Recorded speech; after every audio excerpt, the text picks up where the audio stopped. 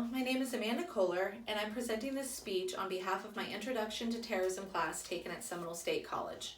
Today I'm also here to talk to you about a terrorist attack that hits close to home for me, the Boston Marathon bombings. I grew up in Massachusetts, not far from where this act of terror took place, so this is something very personal to me to this day, as many lives were impacted by this horrific incident. This speech will address the attackers, their motivation, how they carried out the attack, the impact of the attack, and lastly, how it could have been prevented in the first place. The terrorist attack took place during the annual Boston Marathon, taking place on April 15, 2013. The two pressure cooker bombs detonated 14 seconds and 210 yards apart at approximately 2:49 p.m., near the finish line of the race. This act of terror killed 3 people and injured hundreds others, including 16 people who lost their limbs, and whose lives will be forever changed as a result. The attackers were 2 brothers named Shekhar Sanarif and Tamerlan Sanarif. According to FBI interrogators, the 2 brothers were motivated by Islamic beliefs, but were not connected to any particular terrorist groups. They learned to build explosive weapons from an online magazine published by Al-Qaeda affiliates in Yemen. Initially, the 2 brothers wanted to commit suicide attacks at the Boston Pops fireworks spectacular taken every year on July 4th, but later decided against it. This shows that their intentions were to kill as many people as possible because of their Islamic beliefs. Shekhar told investigators that him and his brother wanted to defend Islam and the U.S. and accused the United States of conducting the Iraqi war and war in Afghanistan against the Muslims. A CBS report revealed that Shekhar had scrawled a note with a marker on the interior wall of the boat of where he was hiding.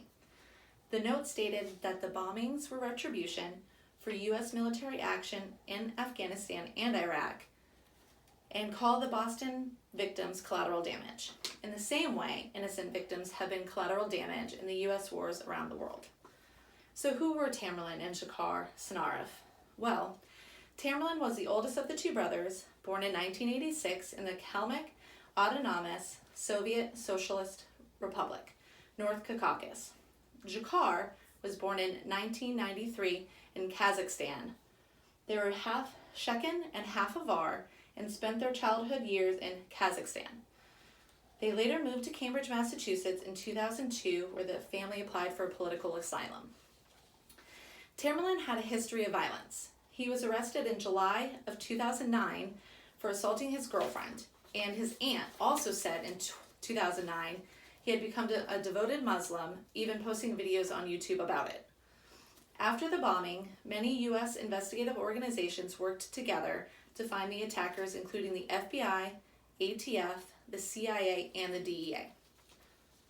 Eventually, the investigation led these units to believe that the Sanarif brothers were the ones that were responsible for the terrorist attack in Boston.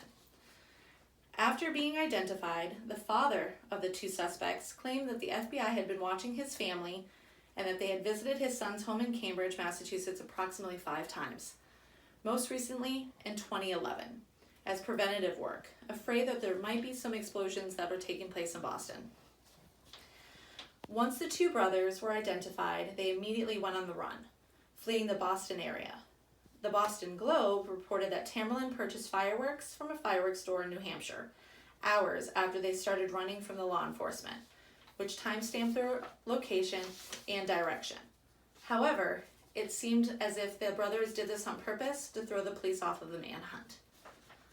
While on the run, the brothers further engaged in terrorism and violence, shooting Sean A. Collier of the MIT Police Department 6 times in an attempt to steal his sidearm, which they could not get out because of the holster's retention system.